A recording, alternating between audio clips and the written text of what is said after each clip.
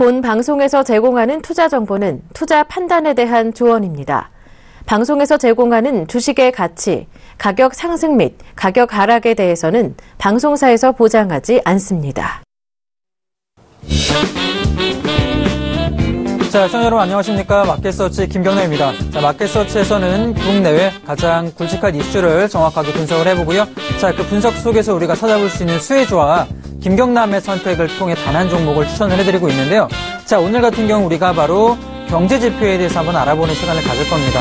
그 전까지 저희가 글로벌 시간을 조금 알아보든 아니면 국내 시장을 알아보든 이 경제지표가 굉장히 좀 굵직굵직하게 나와주고 있는데요. 과연 이 경제지표가 어떤 것을 뜻하고 있고 지금의 경제지표를 봤을 때 우리가 어떤 곳에 투자를 해야 될지 오늘 이슈 시간에 한번 알아보도록 하겠습니다. 자, 마켓서치 시작합니다.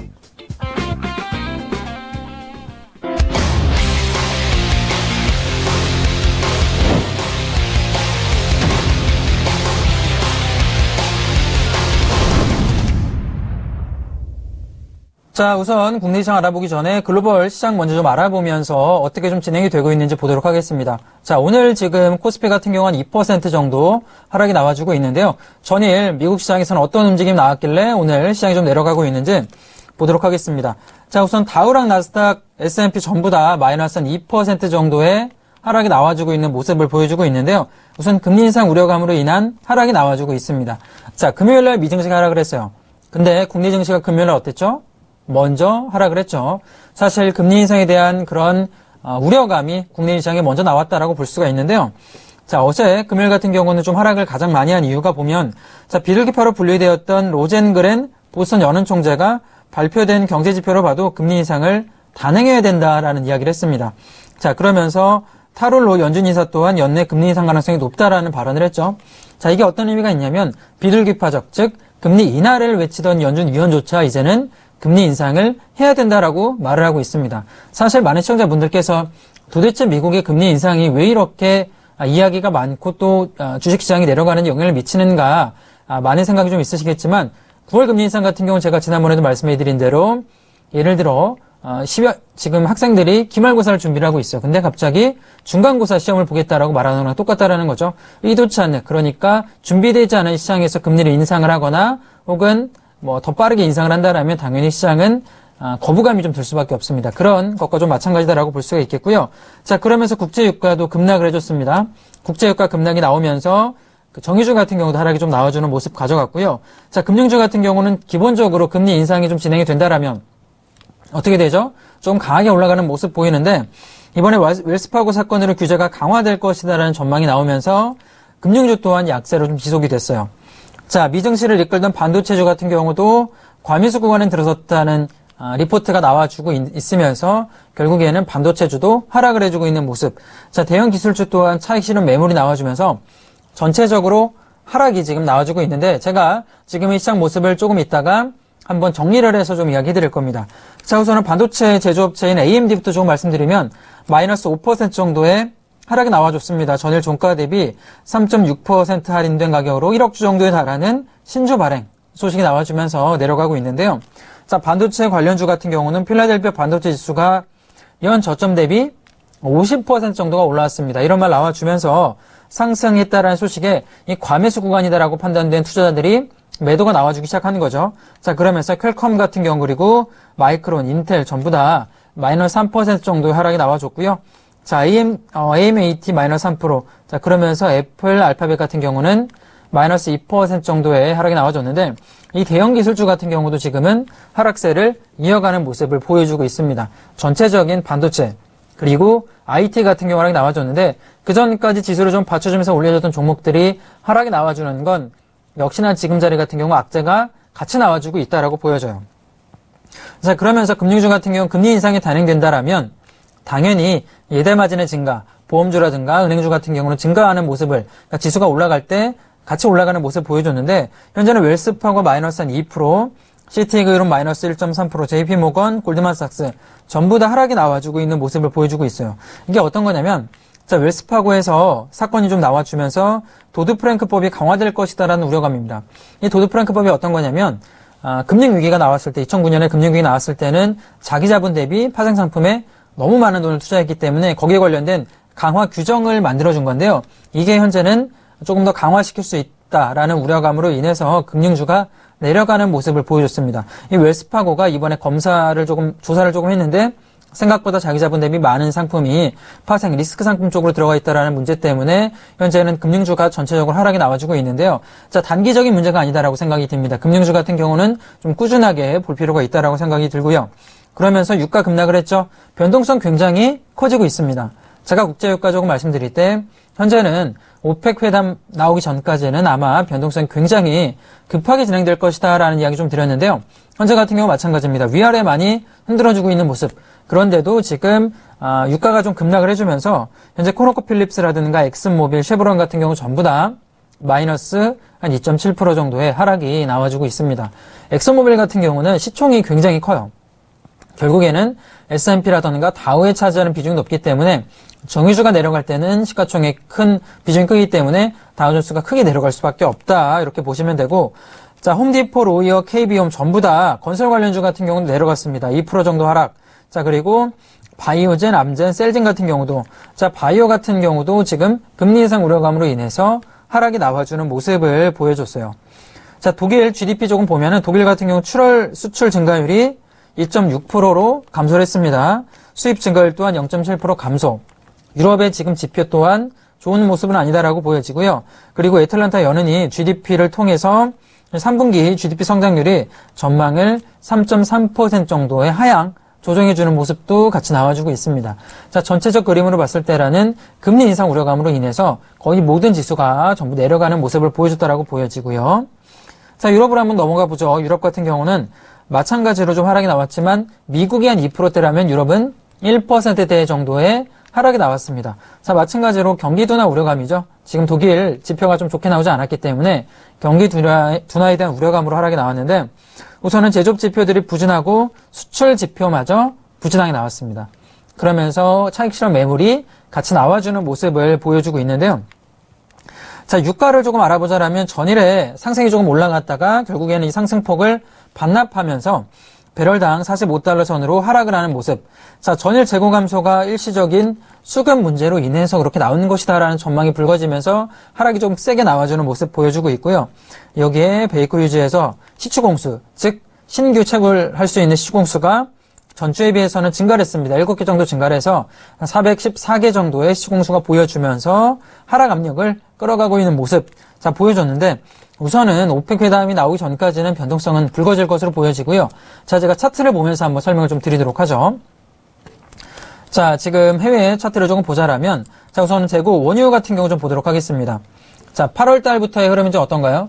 8월 같은 경우는 흐름이 위아래 변동폭이 굉장히 커지고 있는 모습이죠. 자, 지금 8월 달 올라갔다가 내려왔다 9월 같은 경우는 저점 43불, 그죠?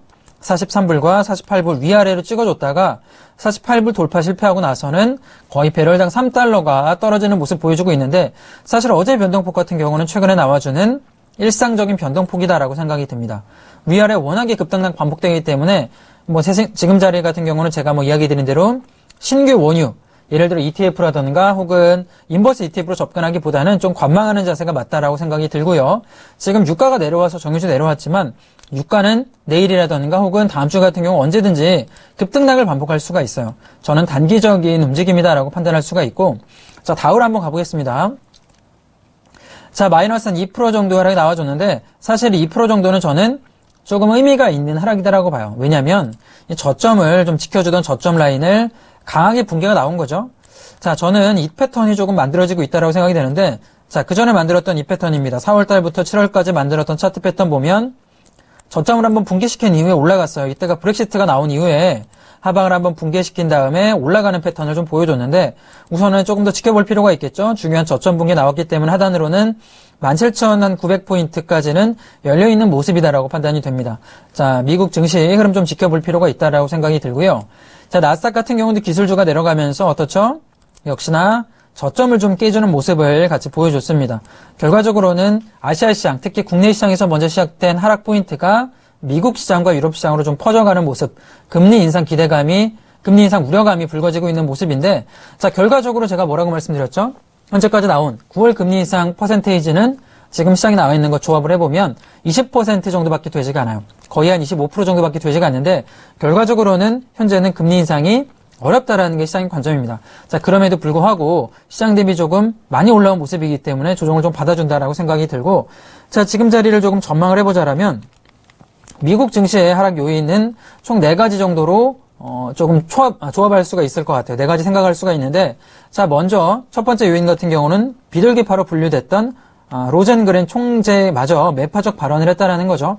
그 전까지만 하더라도 금리 인하 발언을 하던 총재가 이번에 금리 인상 발언을 하면서 우려감을 키우고 있는데, 제가 어떤 이야기 드렸냐, 결국에는 지금 금리 인상할 수 있는 포인트가 25%밖에 되지가 않습니다. 50%도 되지 않는 확률이기 때문에 저는 그렇게까지 이 부분은 우려할 필요가 없다라고 생각이 들어요.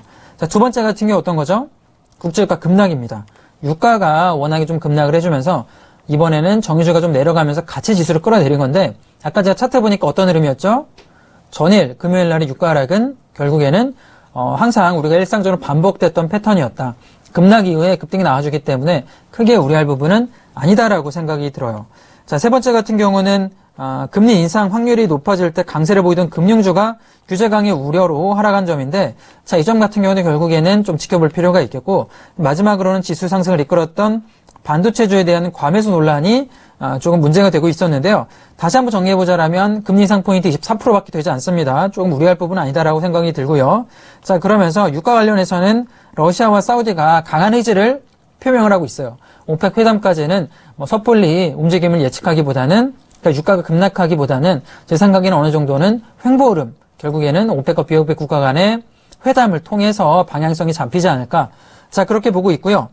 자, 문제는 저는 금리 인상이라든가 이것보다는 반도체주의 급락이다라고 볼 수가 있을 것 같아요. 한국 증시 같은 경우도 전기전자 업종이 워낙에 큰 비중을 차지하고 있죠. 필라델피아 반도체 지수가 단기적으로 많이 올라왔기 때문에 차익 실현 물량이 나오는 것은 어쩔 수 없는 현상이다라고 판단이 되고요. 특히 지금 3분기 코스피 영업이익과 순이익 전망이 갤럭시 노트 7이 배터리 문제로 인해서 사건 나온 이후에 1% 정도의 하향 조정이 되고 있습니다. 지금 주말 같은 경우도 해외 토픽에 어떤 뉴스가 나왔냐면 갤럭시 노트 관련 폭발 사진들이 계속 나와주고 있는 거죠. 그러면서 비행기의 탑승이 가지고 가는 불가능하다. 그리고 국내 같은 경우도 판매 중지, 더 이상 사용하지 말아라 이게 나와줬는데, 단기적으로 신뢰도가 조금 더 많이 내려가는 게 아닌가. 삼성전자 같은 경우 오늘도 하락이 나와주고 있는데, 삼성전자의 주가 움직임이 결국에는 워낙에 코스피의 비중이 크기 때문에 그 점 같은 경우도 국내 증시가 올라가는 데는 큰 걸림돌이 될 수밖에 없다라고 생각이 됩니다. 자, 반도체주의 부진 같은 경우는 조금 더 지켜볼 필요가 있다라고 생각이 들어요. 앞선 문제점들은 저는 결국에 극복될 문제점이다. 크게 보지 않지만 반도체 지수의 하락 같은 경우는 주의 깊게 볼 필요가 있다라고 생각이 됩니다. 자, 우선은 국내 증시 한번 넘어가 볼게요. 지금 해외 증시까지 한번 살펴봤는데 국내 증시 흐름 보도록 하겠습니다. 자, 지금 종합주가지수 같은 경우는 마이너스 1.4% 정도 내려가는 모습 보여주고요. 자, 거의 한 29포인트가 내려가고 있는데요. 어떤 수급 요인으로 인해서 하락이 내려가고 있는가? 자, 숫자 종합을 좀 보자라면 오늘 외국인과 개인의 매도세가 나와주고 있고요. 오늘 외국인의 매도가 좀 눈에 띕니다. 그러면서 오랜만에 기관 매수 물량이 들어와주고 있어요. 자, 기관 매수 물량 같은 경우 저는 긍정적인 시그널이다라고 판단할 수 있을 것 같습니다. 1,000억 정도 매수해주면서 하락을 받쳐주고 있는데, 차트로 보자라면, 자, 지금 어떻죠? 분봉 볼게요. 자, 지수가 갭이 하락이 나왔습니다. 야간 선물 또한 많이 떨어졌기 때문에 오늘의 하락 포인트는 예상이 됐던 움직임인데, 문제는 과연 추가 하락이 나올 것인가였죠? 자, 지금 보면, 저점인 2100포인트, 그러니까 심리적 마지노선인 2000포인트가 붕괴되지는 않고 있는 모습. 그러면서 반등이 나와주죠? 자, 이렇게 급등락 반복하다가 다시 한번 반등 나와주면서 2000포인트는 지지를 받고 있는데, 자, 2000선이 무너지는 건 중요한 의미를 가집니다. 심리적 마지노선. 그러니까 개인 투매가 2000선 붕괴되는 순간 나올 수 있기 때문에 오늘 점심시간 이후, 그러니까 1시 이후에도 2000포인트가 지지되는지, 2000포인트 지지 여부는 조금 지켜볼 필요가 있다라고 생각이 들고요. 자, 그러면서 수급 같은 경우 보자라면, 자, 선물 같은 경우도 외국인이 금요일 날 굉장히 많은 포인트에 선물 매도가 나왔습니다. 그때 어떤 이야기 들었냐면 외국인들이 지수 하락 포인트로 그림을 좀 그리고 있다라고 설명드렸는데요. 자, 오늘 같은 경우는 1,000억 정도면 나쁘지 않다라고 봅니다. 우선 기관의 매수 물량, 저는 자, 금융투자 매수 물량인데 그리고 개인들의 펀드 물량들이 유입되면서 지수를 받쳐주고 있는 모습, 그만큼 국내 증시의 내구도가 올라가고 있다는 거죠. 저점에서 받쳐주는 세력, 물량 나와주는 것 긍정적이다라고 평가할 수 있을 것 같고요. 자, 코스닥으로 한번 넘어가 보겠습니다. 자, 코스닥 같은 경우 어떻죠? 마찬가지로 저점 개파락 나왔지만 하단 전저점인 656포인트가 무너지기보다는 지지를 받아주고 있는 모습이 보여집니다. 자, 길게 보자라면 저점 대비해서는 양봉이 나와주고 있는데요. 자, 분봉을 한번 보죠. 자, 분봉 보면 마찬가지로 장 초반에는 이렇게 개파락이 강하게 나왔습니다. 근데 저점을 붕괴하기보다는 어떻죠? 받쳐주는 모습을 보여주고 있는 거죠. 오히려 고점을 계속 돌파하면서 올라가주고 있는데, 자, 아까 말씀드린 일봉상으로 보면은 중요한 저점인 256포인트를 붕괴시키지 않고 받쳐주는 모습은 자, 긍정적이다라고 평가됩니다. 이미 국내 증시 같은 경우는 금요일 날 충분히 하락을 거쳤어요. 그죠?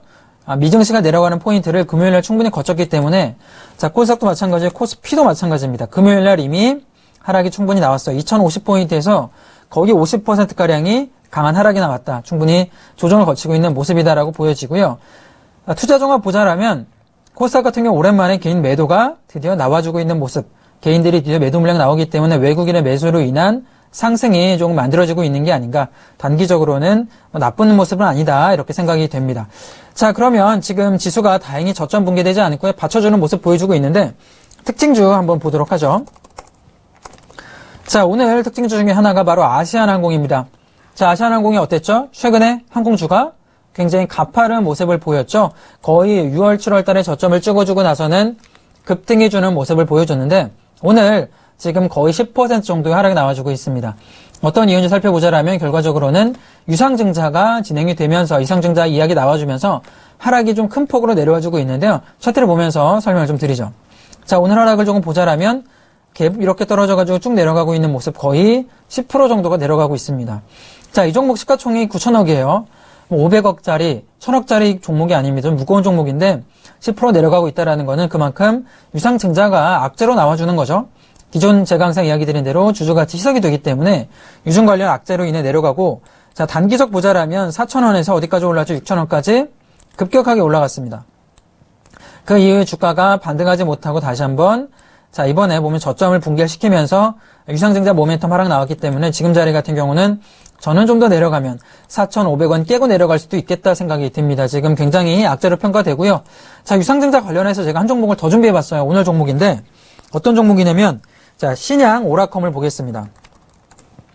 자, 신양 오라컴 같은 경우는 어떤가요? 17% 정도의 반등이 나와주고 있어요. 똑같이 유상증자입니다. 자, 아시아나항공 같은 경우는 유상증자 모멘텀 나왔는데 10%의 급락이 나와주고요.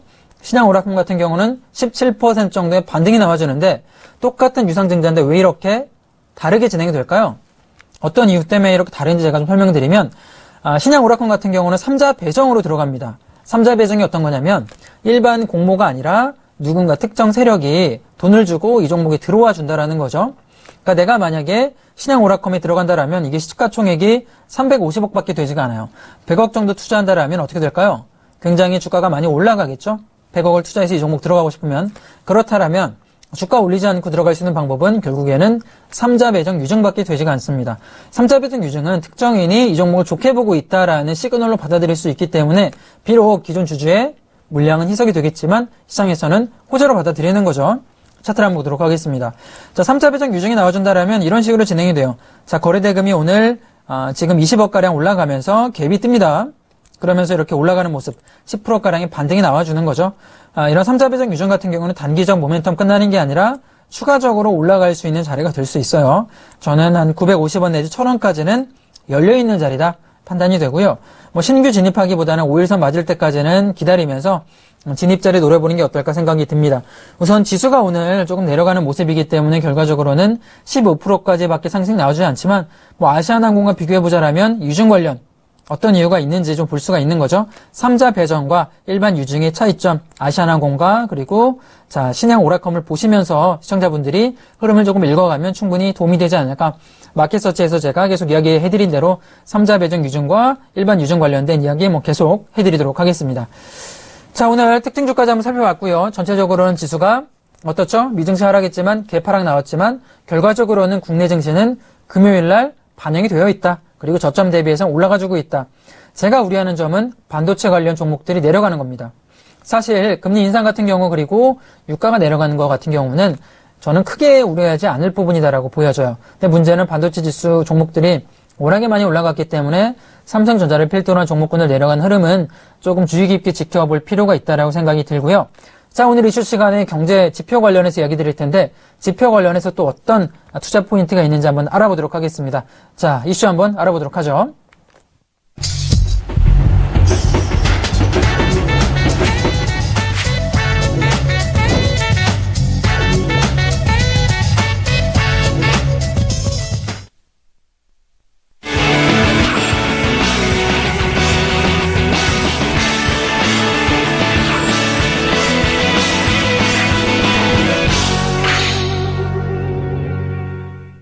자, 경제지표 관련돼서 오늘 저희가 김경남의 이슈 시간에 한번 알아볼 건데요. 어떤 중요점이 있는지 사실 저희가 글로벌 시간 그리고 국내 증시를 알아보면서 경제지표 관련된 이야기 굉장히 많이 드립니다.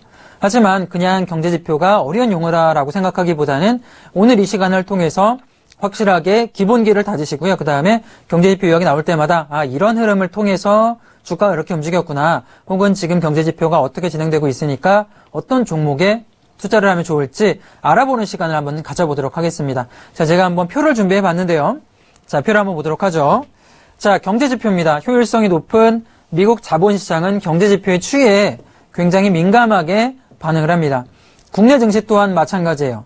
국내 증시 같은 경우도 이제는 효율성이 굉장히 높아졌기 때문에 경제지표, 특히 수출 관련 지표라든가 혹은 GDP, 실업률 관련 지표가 나올 때마다 어떻게 움직이죠? 종합주가지수가 유동을 칩니다. 자, 거기에 관련된 이야기를 제가 한번 해드릴 거고요. 자, 우선은 경제지표 내용과 발표 시기에 따라서는 굉장히 차별화되게 움직임이 나와주는데, 자, 변동성 크지만 적시성이 높은 지표를 어떤 게 있냐? 결과적으로는 선행할 수 있는 지표들 어떤 게 있는가 살펴보자라면, 자, 소비자 신뢰지수와 PMI 지수 굉장히 시장을 선행해서 움직이는 지표 중에 하나다라고 볼 수가 있어요. 특히 PMI 같은 경우는 제조업 첫 영업일과 비제조업 3일 영업일 어떻죠? 중국 같은 경우도 이번 1월 달에 급락이 나왔습니다. 어떤 이유로 내려갔냐면 결국에는 제조업 PMI 지수가 좋게 나오지 않았기 때문에 급락을 한 건데요.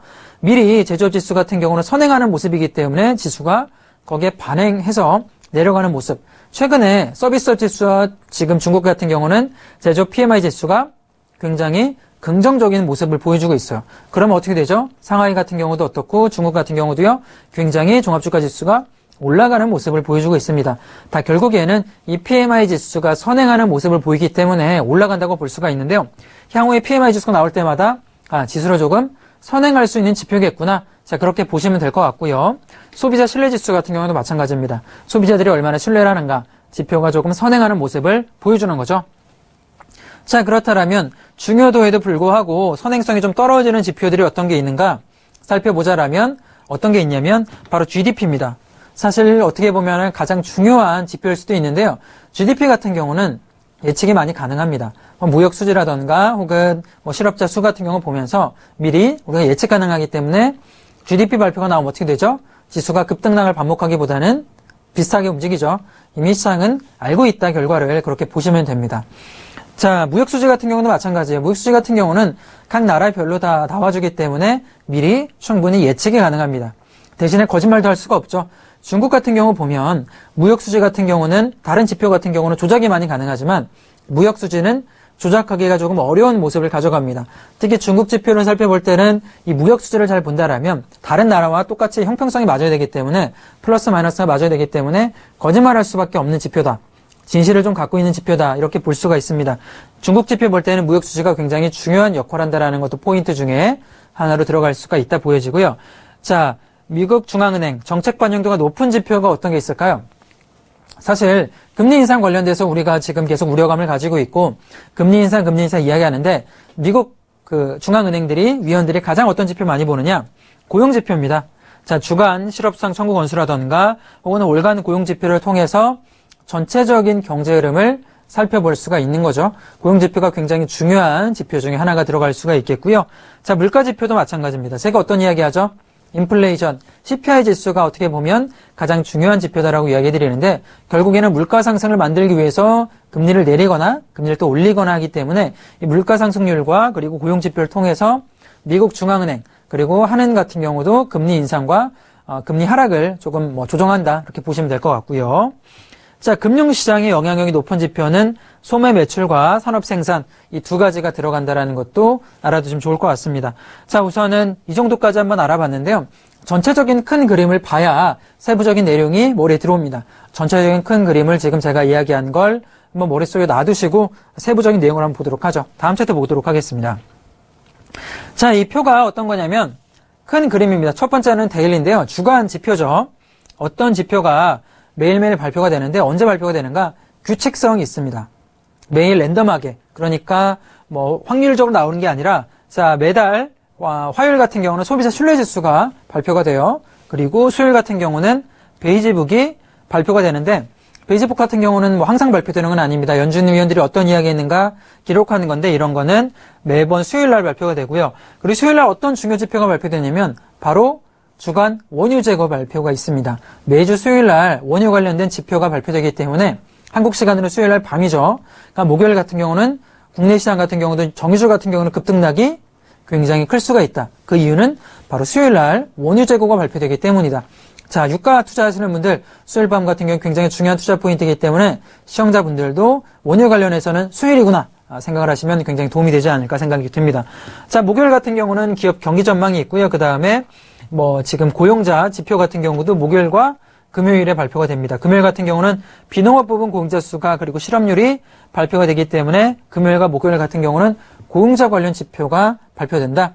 이렇게 알아두시면 될 것 같아요. 자, 고용자 같은 경우는 어떻게 된다라고 그랬죠? 연준이 금리 인상할 때 굉장히 참고하는 표 중에 하나이기 때문에 금요일, 한국 시간 금요일 밤에는 연준의 금리 인상 퍼센테이지가 위아래로 낮아진다. 그렇게 생각하실 수 있다라고 보여집니다. 자, 지금 크게 보자라면 지금 첫째 주, 둘째 주, 셋째 주, 넷째 주까지 나와주고 있는데요. 크게 보기보다는 저는 데일리 정도, 주간 정도 보시면서 시청자분들이 받아들이시는 게 조금 더 용이하지 않을까. 자, 그렇게 생각이 들고, 자, 좀 디테일하게 한번 세부 내용까지 알아보도록 하겠습니다. 자, 다음 차트를 좀 볼까요? 자, 바로 GDP입니다. 어떻게 보면은 이 국내 총생산이라고 볼 수 있는 GDP를 볼 수가 있는데요. 제가 별표로 표시를 해봤어요. 바로 별이 4개짜리 중요도가 들어가는 거죠. 굉장히 중요한 지표 중에 하나다. 얼마나 중요한 지표인가? 별이 4개 정도다라고 보실 필요가 있고, 자, 구성 항목을 보자라면 소비, 투자, 순수출, 정부 지출, 재고 등을 통해서 국내에 얼마나 많이 생산이 되고 있는가 GDP로 표로 나타낼 수가 있습니다. 자, GDP 같은 경우도 이번에 어떻죠? 이번에 갤럭시 노트 관련 사건이 터져주면서 하락을 하고 있는 모습 보여주고 있는 거죠. 그만큼 국내 총 생산이 삼성전자 악재를 통해서 내려갈 수밖에 없겠다. 당연히 주가에는 악재로 들어갈 수밖에 없는 요인이다. 그렇게 보실 필요가 있는 거고요. GDP는 경제활동 전반을 나타내는 지표입니다. 하지만 시의적절성이 떨어져요. 선행할 수밖에 없는 거, 선행을 하지 않는다라는 거죠. 예측이 가능하다는 점에서 시장이 미치는 정도는 크지 않다. 생산성 증가의 중요도의 척도이다라고 볼 수가 있습니다. 전체적인 국내 지표의 큰 흐름을 바로 우리는 GDP를 통해서 볼 수 있지만 GDP 발표 나왔다고 해서 주가가 급등락을 반복하는 것은 아니다. 자, 이렇게 보실 필요가 있습니다. 다음 차트 한번 보도록 하죠. 자, 이게 제가 실질 GDP와 그 S&P 500의 그리고 기준금리 차트를 제가 크게 한번 준비를 해봤어요. 얼마나 크게 준비했냐면 1990년도부터 거의 2014년까지 거의 한 20년 정도의 흐름을 좀 볼 수가 있는데요. 자, 실질 GDP가 어떤가요? 하락을 할 때마다 어떻게 움직이죠? 바로 금리랑 볼 필요가 있는데 실질 GDP가 하락하면 금리를 내립니다. 어떤 이유가 있을까요? 전체적으로 국내 총생산이 내려갈 때는 금리를 통해서 경기를 조정한다라고 볼 수가 있는 거죠. 자, 이때 마찬가지입니다. 98년도 한국 같은 경우는 어떤 IMF 금융위기가 왔을 때 보면은 결과적으로는 GDP 내려가면서 금리 내리면서 경기 부양을 했고요. 08년도 마찬가지입니다. 기준금리가 지금 GDP가 떨어지죠. 미국의 금융위기 왔을 때 또한 GDP 떨어질 때 같이 기준금리를 내려서 경기를 부양하는 모습을 보였습니다. 자, 이렇게 같이 움직이는 모습 보이기 때문에 GDP와 기준금리는 뗄 수가 없는 모습이다. 최근 보자라면 기준금리가 올라감에도 불구하고 어떻게 되죠? 지금 GDP가 올라감에도 불구하고 기준금리를 완전히 맞췄기 때문에 이제는 금리를 올릴 수밖에 없는 자리가 되지 않았나 그렇게 좀 보실 필요가 있고요. 자, 다음 화면 좀 보도록 할게요. 자, 개인 소비입니다. 개인 소비도 마찬가지예요. 개인 소비도 역시나 실질 S&P 500과 흐름과 조금 많이 밀접하다라고 볼 수가 있는데요. 최근 흐름만 보자라면 자, 개인 소비가 증가하면서 S&P 500 같은 경우도 올라가는 흐름을 조금 보여주고 있다라고 보여집니다. 자, 다음 화면을 조금 보도록 하겠습니다. 자, 이번에는 대외 부분이에요. 어떤 게 있냐면 대표적으로 무역 수지가 있는 거죠. 미국 같은 경우는 무역 수지가 매년 적자입니다. 왜 무역 수지가 매년 적자인데도 지수가 그렇게 올라가고 세계 최대 강국이 될까요? 제가 그걸 한번 알아보도록 하죠. 자, 중요도 같은 경우는 별이 바로 2개입니다. 중요도는 사실 조금 많이 떨어지는 지표임에도 불구하고 우리가 그냥 넘길 수는 없는데요. 자, 어떤 거냐면 이 지표의 내용을 보자라면 시의적절성, 그러니까 선행하지는 않지만 데이터의 질이 굉장히 풍부합니다. 수출 같은 경우는 타 국가의 경기가 빠른 속도로 회복이 되게 되면 수입이 늘려서 국내 수출이 증가하는 모습을 보여지게 되는데요. 자, 제가 한번 다음 표를 한번 보도록 할게요. 자, 무역 수지와 S&P 500 지수의 흐름을 한번 보도록 하겠습니다. 어떤 흐름이 있냐면 지금 보면 자, S&P 지금 500 지수가 이렇게 해서 올라가요. 그리고 내려갔다 올라갔다 하는데 04년도에 어떻죠? 무역 수지가 오히려 하락을 하는데 S&P 500은 증가를 하죠. 그리고 최근 같은 경우는 어땠죠? 08년도 같은 경우는 자, 무역 수지가 증가하는데 S&P가 하락을 합니다. 이렇게 역의 상관관계를 많이 갖고 있어요. 이게 어떤 이야기냐면 미국 같은 경우는 경기가 좋아지면 무역 수지가 플러스가 되기보다는 마이너스가 된다라는 포인트가 있는 거죠. 사람들이 미국 경제 같은 경우는 돈을 많이 쓰기 때문에 경제가 좋아지면 돈을 많이 쓰면서 수입이 늘어나고요. 수출은 감소하는 포인트, 무역 수지는 적자가 된다. 무역 수지가 적자가 되면서 글로벌 경기는 오히려 호황으로 변경이 되는 겁니다. 미국 사람들이 돈을 많이 써서 중국, 한국, 일본 같은 수출 기업들한테 도움이 되면서 경기가 전체적으로 좋아지는 흐름을 보여주는 거고요. 현재까지는 지금 무역 수지가 조금 올라가는 모습 보이지만 결국에 무역 수지가 하락 포인트가 좀 심하면 심해질수록 S&P 같은 경우도 올라가는 흐름을 가진다라고 볼 수가 있어요. 다음 화면을 보도록 하겠습니다. 자, 수출 같은 경우도 마찬가지입니다. 거의 비슷한 흐름이다라고 볼 수가 있는데요. 자, S&P 500 지수와 보자라면 수출 같은 경우도 하락을 조금 해야 S&P가 올라간다. 반대 흐름이다라고 보는 게 수출 차트를 통해서 우리가 볼 수 있다 판단되고요. 다음 화면 보겠습니다. 자, 이게 좀 중요한 표라고 볼 수가 있는데요. 미국의 전체적인 무역 적자폭을 보고 있어요. 언제냐부터면 이게 1992년도부터 거의 2013년까지 한 20년간의 흐름을 우리가 볼 수가 있는데요. 전체적으로 보면 어떤가요? 무역 적자폭이 굉장히 크게 되고 있죠. 이게 상품과 서비스를 합친 무역 적자폭입니다. 90년도부터 보면은 굉장히 적자폭 커지고 있는데 92년도부터 지금까지 흐름을 보면 미국이 무역 적자 커지면서 세계 최대 강국이라는 타이틀을 놓쳤나요? 갖고 있나요? 갖고 있죠. 무역 적자폭이 커지더라도 한국이 만약에 적자폭이 이렇게 커지면은 금융 위기 옵니다. 그럼에도 불구하고 미국은 왜 이렇게 강대국인가 아직도 보면 자, 일반적인 상품 무역 적자폭은 굉장히 커지고 있어요. 하지만 서비스업 지수가 받쳐주고 있는 거죠. 그러니까 미국이 제조업 국가가 아니라 서비스업 국가이기 때문에 서비스업 상품들은 플러스로 돌아서고 있는 모습. 최근에 무역 적자폭이 좀 감소됐는데 그게 상품 때문이 아니라 서비스업 지수가 올라왔기 때문에 무역 적자폭이 어느 정도는 감소하고 있는 모습이다라고 볼 수가 있습니다. 그러니까 미국의 모습 보자라면 빚을 내가지고 계속 상품을 사들이고 있는 거죠. 그러면서 글로벌 경기가 계속 좋아지고 있는 모습. 미국 경기는 빚을 늘려가지만 세계 경기는 점점 더 많이 발달하고 있다. 그렇게 좀 보시면 될 것 같아요. 미국은 결국에는 부채가 늘어날 수밖에 없는 구조를 가지고 있다. 이런 포인트가 있을 것 같고 자, 다음 화면도 보도록 하겠습니다. 자, 물가 상승률을 보고 있어요. 자, 어떤 지표가 있냐면 소비자 물가 상승률과 생산자 물가 상승률. 제가 가장 중요하다라고 말씀드리는 지표 중에 하나인데요. 별이 몇 개인가요? 별이 4개죠. 굉장히 중요한 지표 중에 하나가 이 물가 상승률인데 우선 도시 지역의 소비자들이 구매하는 재화나 서비스 가격의 변화를 포함합니다. 최근에 추석을 맞이해서 배추가 한 포기에 얼마라고 하죠? 굉장히 비싸다. 뭐 5,000원 이상이다. 이런 말이 나와주고 있고요. 생선이라든가 소고기, 돼지고기 값이 전부 다 올라가고 있다라고 하는데 그게 전부 다 소비자 물가 지수에 포함이 됩니다.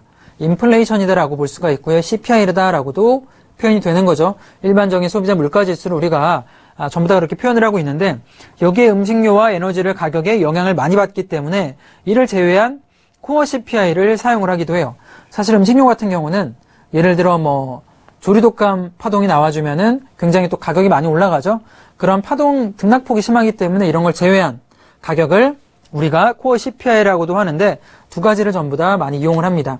제가 여기서 말씀드리는 건 뭐냐면 결국에는 이런 물가 상승률이 조금 올라가 줘야 금리를 인상하거나 혹은 경기가 살아나고 있다라고 표현을 하는 거죠. 자, 다음 화면을 좀 보도록 하겠습니다. 자, 소비자 물가 지수가 이렇게 회색 차트표로 이렇게 표현이 돼요. 자, 그리고 여기에 기준금리와 S&P 지수로 볼 수가 있는데 우리가 좀 볼 필요가 있는 건 소비자 물가지수와 바로 기준금리의 움직임입니다. 자, 20년 정도의 지금 표현을 보고 있어요. 90년도와 2014년까지 흐름인데 어떻죠? 소비자 물가지수가 내려가면 내려갈수록 금리를 같이 내려가는 선행해서 움직이는 모습이 있는 거죠. 동행하는 모습. 자, 지금 98년도와 2000년도 흐름 보자라면 소비자 물가지수가 내려가니까 어떻죠? 연두색 표가 내려가죠? 자, 08년도 또한 마찬가지입니다. 금융위기 들어와 주니까 소비자 물가지수가 하락하는 모습, 같이 내려가는 모습 보여주고 있고요. 최근 모습이 굉장히 중요한데, 자, 2010년도부터 2014년까지의 흐름 보자라면 최근에 하락해주고 있는 모습. 그러니까 인플레이션, 소비자 물가지수가 살아나지 않는 거죠. 그러면서 기준금리 또한 거의 동결해주고 있는 모습이 보여주고 있습니다. 자, 제가 아까 어떤 얘기 드렸냐면 우리가 생각하는 뭐 우유값이라던가 소고기값, 생선값 같은 경우 굉장히 많이 올라가는데 왜 물가 상승률은 올라가지 않는가 의아할 수가 있는데 우리가 뭐 살펴볼 수 있는 건 식품을 제외한 우리가 물가지수의 움직임을 보고 있는 거죠. 식품 같은 경우는 변동폭이 좀 크기 때문에 그것을 제외한 일반적인 상품들의 움직임은 아직까지 거의 상승률이 만들어지지 않고 있다. 그렇게 보시면 됩니다. 그렇기 때문에 금리를 올리지 못하고 동결하거나 혹은 내리고 있다. 자, 그렇게 판단하셔도 굉장히 도움이 될 것 같아요. 자, 다음 사진을 좀 보도록 하겠습니다. 화면. 자, 물가지수 아까 제가 본 거랑 거의 똑같은 겁니다. 소비자 물가지수와 PC 물가지수 전부 다 똑같은 화면이다. 보시면 될 것 같고요. 자, 다음 화면 또 보도록 하죠. 자, 드디어 별이 5개짜리 지표가 나왔어요. 얼마나 중요하길래 별이 4개도 아니고 5개인가? 자, 어떤 지표인지 보겠습니다. 바로 고용 관련 지표 중에 하나가 들어갈 수가 있는데요. 고용 관련 같은 경우는 경기 선행하는 지표임에도 불구하고요. 그리고 중앙은행이 금리 인상할 때 가장 참고하는 표 중에 하나가 바로 고용 관련 지표입니다. 비농업 부분 고용자 지수라고도 표현을 하는데요. 자, 농업자를 제외한 모든 업종군에 들어가는 고용자 지수를 표로 표현을 할 수가 있는데, 자, 경제 성장률과 거의 동행한다라고 봐요. 시장에 미치는 영향이 매우 크기 때문에 금융시장에서는 가장 중요하게 보는 지표 중에 하나입니다. 자, 경기를 선행하는 지표 중에 하나고요. 광범위한 지표 중에 들어간다라고 보시면 되고, 자, 매번 첫 번째 금요일 날 발표가 돼요. 자, 이 비농업지수 고용지수가 발표가 되면 미증시 같은 경우는 급등락을 굉장히 반복을 합니다. 금값, 달러 지수 같은 경우도 급등락을 굉장히 많이 반복을 해요. 자, 이번 같은 경우 어떻게 됐죠? 비농업지수 같은 경우는 생각보다는 그렇게 잘 나오지가 않았습니다. 그러면서 9월 금리 인상 포인트가 상승률이 좀 내려갈 수밖에 없겠다. 결국에 9월 금리 인상이 어려울 수밖에 없다라는 걸 바로 우리는 이 비농업 부분 고용자 수를 통해서 알 수 있었다라고 생각이 들고요. 매번 이 비농업 부분 고용자 지수가 나올 때마다 금리 인상 포인트를 확인할 수가 있겠고 전체적인 미국의 경제가 어떻게 진행이 되고 있구나 알 수 있는 좋은 지표다라고 생각이 됩니다. 한번 보실 필요가 있겠다. 시청자분들께서도 지표 나올 때마다 참고하실 필요가 있겠고요. 똑같습니다. 실업률 같은 경우는 어떻죠? 많이 알고 계시죠? 국내 같은 경우도 일본, 미국 전부 다 굉장히 중요한 지표로 많이 표현이 되는데 역시나 실업률 같은 경우도 별이 한 5개 정도의 퍼센테이지가 들어가는 굉장히 중요한 지표 중에 하나입니다. 자, 실업률이 내려가면 어떻게 되죠? 당연히 국내 경기 같은 경우는 많이 좋아지고 있다는 걸 볼 수가 있습니다. 일본 같은 경우도 아베노믹스를 통해서 실업률이 역대 최저치를 찍어주고 있는 모습.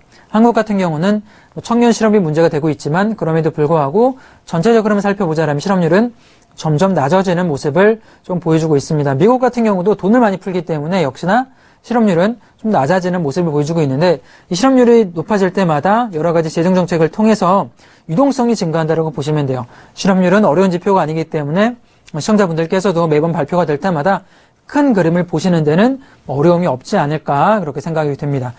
자, 다음 그림을 좀 보도록 하겠습니다. 자, S&P 500 지수가 파란색 표현이 되고 있고요. 비농업 부분 고용자 지수 변동. 자, 하락으로 좀 나와주고 있는데 어떤가요?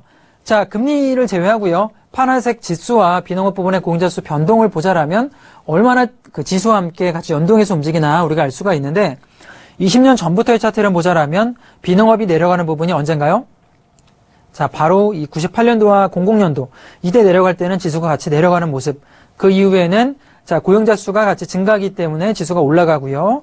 그리고 08년도 같이 내려갔다가 똑같이 올라가는 거의 똑같이 움직이는 모습을 보여주고 있습니다. 그만큼 고용자 수가 증가한다면 S&P 500이라던가 국내 코스피 또한 올라갈 수밖에 없는 흐름을 가져가고 있다. 연동성이 굉장히 강하다라고 볼 수가 있겠고요. 자, 다음 차트 보도록 하겠습니다. 자, 실업률 차트를 보고 있는데 역시나 반대의 성향이 있는 거죠. 실업률이 당연히 증가하면은 지수가 내려가는 흐름, 정반대의 모습을 우리가 20년 전부터 정확하게 표를 통해서 알 수 있다 이렇게 생각이 듭니다. 전체적인 흐름을 좀 보실 필요가 있다라고 이렇게 생각이 들고요. 자, 지금 다음 화면 좀 보면서 또 설명을 좀 드리도록 하겠습니다. 자, 고용 관련 지표 중에 하나가 주간 실업수당 청구 건수인데요. 자, 이게 어떤 거냐면 실업수당이 청구되려면 당연히 실업률이 많이 증가를 해야겠죠. 실업자가 증가할수록 이 청구 건수가 증가되기 때문에 이 주간 실업수당 청구 건수 같은 경우는 선행성을 가진다. 그 정도로 보시면 될 것 같아요. 미리 경기를 조금 우리가 알아볼 수 있는 지표 중에 하나구나. 그렇게 판단하시면 조금 이해하기 쉽지 않을까. 그렇게 생각이 듭니다. 자, 다음 차트를 좀 보도록 할게요. 자, 똑같이 회색표로 지금 표시가 되어 있고요. 거의 반대 방향 움직이죠. 당연히 실업수당이 올라간다라면 결국에는 지표에는 안 좋은 영향을 받을 수밖에 없기 때문에 최근에 06년도부터의 하락폭이 좀 강합니다. 자, 그러면서 주가 또한 이렇게 올라가는 모습, 반대 방향의 성향을 가지고 있다라고 보시는 게 이해하기는 충분히 쉽지 않을까 생각이 듭니다. 자, 다음 화면을 좀 보도록 하겠습니다. 지금 신규 실업수당 청구 건수가 4주 평균치를 보고 계신데 마찬가지로 금리 같은 경우도 실업률이 당연히 증가할 수밖에 없는 포인트이기 때문에 같이 하락을 해서 경기를 좀 잡아주는 모습을 금리를 통해서 같이 보고 있다 이렇게 보실 수가 있을 것 같고요. 자, 다음 화면 좀 보죠. 자, 마지막으로 제조업인데요.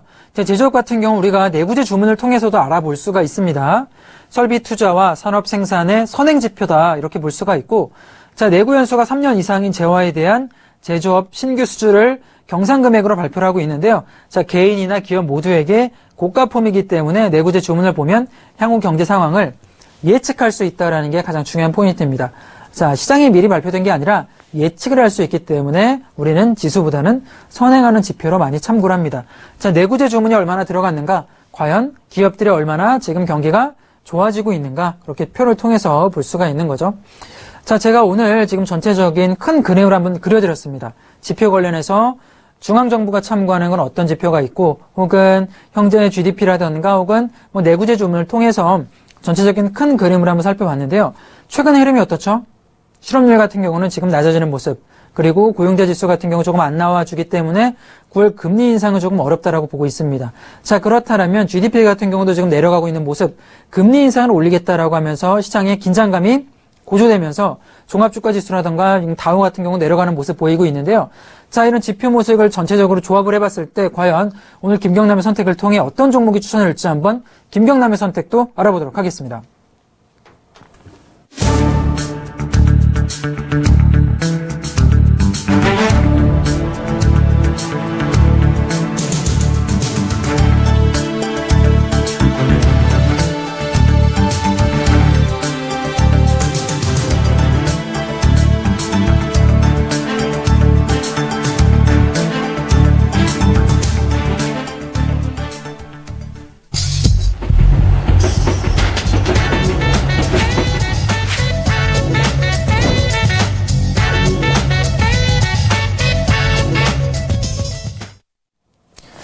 자, 오늘 어떤 종목을 제가 좀 이야기 드리고 싶냐면, 오늘 지금 코스피라든가 거래소라든가 코스닥을 보자라면 거래소는 1.6% 그리고 코스닥 같은 경우는 1% 정도의 하락이 조금 나와주고 있는 모습을 보여주고 있습니다. 시장이 좀 견조하게 올라가기보다는 조정을 많이 받고 있는데, 오늘 제가 지표 발표 드리면서 어떤 이야기 드렸죠? 현재는 GDP가 예상치보다 조금 낮은 모습을 예측을 하고 있고, 그러면서 계속 9월 금리 인상 관련 이야기, 자, 어떤 이야기죠? 긴장감이 고조되고 있는 거죠. 9월 금리 인상 할 수도 있겠다. 이런 긴장감이 고조가 되고 있는데, 결과적으로는 이렇게 긴장감이 고조될 때 어떤 종목에 접근을 해야 되나 우리가 좀 알아볼 필요가 있다라고 생각이 드는데요. 전체적으로는 미국 지표가 나쁜 모습은 아닙니다. 하방에서 좀 올라가주는 모습, 실업률 같은 경우도 굉장히 낮고요. 금리 인상을 하겠다 오늘 연준 같은 경우도 이야기를 해주고 있는데, 이 시점에서 어떤 종목에 접근해야 되는가 한번 알아보도록 하겠습니다. 자, 김경남의 선택은, 자, 바로 김경남의 선택은, 자, 제이션 시스템입니다. 자, 제이션 시스템이 어떤 종목인지 한번 설명을 해드리면, 우리가 어떤 종목이 이슈가 됐었냐면 바로 브렉시트 때 이 종목과 엘컴텍이라는 종목이 굉장히 시장의 주목을 많이 받았어요. 지수가 급락을 할 때 오히려 상한가까지 들어가줬던 종목군 중에 하나인데, 시장의 리스크가 고조될 때, 금리 인상 문제로 인해서 시장의 리스크가 고조될 때 오히려 주가 내려가기보다는 올라갈 수 있는 모습을 가진 종목 중에 하나가 바로 제이시언 시스템이 될 수가 있는데요. 자, 비트코인 관련주라든가 금 관련주가 시장에 수혜를 많이 받습니다. 안전자산군에 들어가기 때문에 수혜를 받는데 대표적으로 제이시언 시스템도 그런 모멘텀을 가지고 있다라고 보시면 돼요. 자, 계열사인 D&D컴의 비트코인 채굴에 필요한 메인보드 개발합니다. 대만 에즈락 국내 총판을 가지고 있기 때문에 비트코인 관련주, 금 관련주로도 같이 모멘텀이 들어와서 지수가 내려갈 때마다 오히려 상승을 해줄 수 있는 경기 방어주의, 그러니까 지수 방어주의 성격을 가져갈 수가 있는 거죠. 현재 금리 인상 기대감으로 인해서 지수가 조금 하락받고 있기 때문에 지금 자리 같은 경우는 이 종목을 편입한다라면 포트폴리오에 시장이 좀 내려가더라도 내 종목군들이 포트폴리오가 좀 급락을 하고 있을지라도 이 종목이 방어해 줄 수 있는 방어주의 성격을 충분히 가져갈 수 있다라고 볼 수가 있는 거죠. 자, 진입 가격대 한번 보도록 하겠습니다. 차트 한번 살펴볼게요. 차트 모습 보면 지금 지수가 어떤가요? 지금 2015년부터 저점 대비 많이 올라왔던 모습 이렇게 보여줬습니다. 이렇게 올라왔었는데 언제 올라갔냐면 이날이죠. 자, 6월 24일 날 지수가 한번 올라가는 모습 보여줬죠. 자, 글로벌 위기가 올 때마다 이렇게 한 번씩 올라가는 모습 보여주고 있는 거고 지금 같은 경우는 주가가 올라가기보다는 좀 내려가는 모습을 보여주고 있어요. 그게 어떤 거냐면 지수가 최근에 나쁘지 않았기 때문에 올라가기보다는 반등하기보다는 좀 내려가는 모습 보였는데 자, 오늘 1.4% 정도의 약반등이 나와주고 있습니다.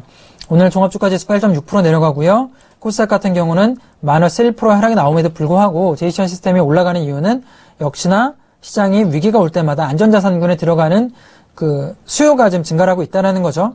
저는 지금 자리에 한번 진입해 보자라면 자, 기술적으로 충분히 진입해 볼 만하다라고 생각이 들고 자, 저점 대비 보자라면 자, 돌파 후에 어떻죠?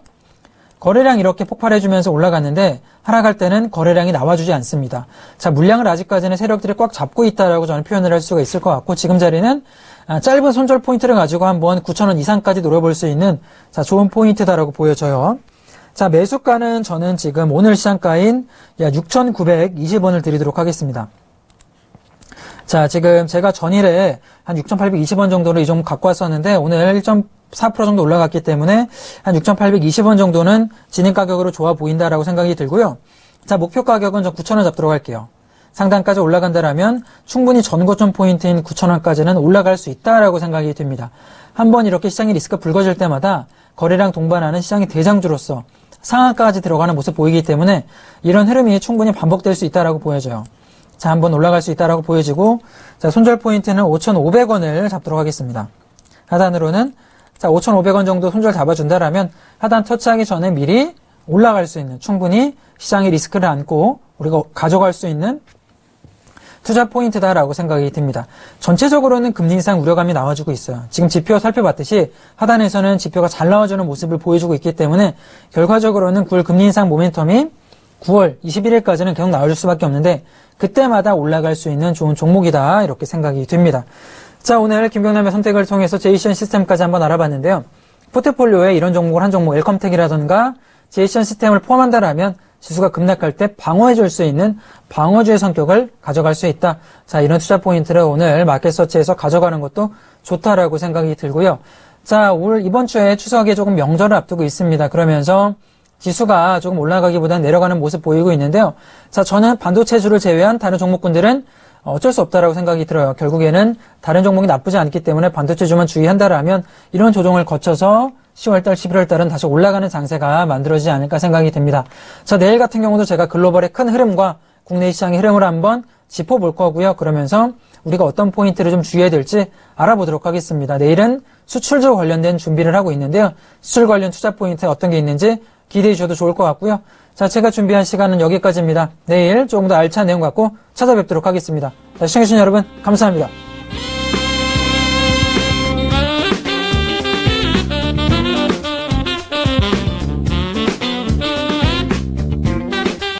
본 방송에서 제공하는 투자 정보는 투자 판단에 대한 조언입니다.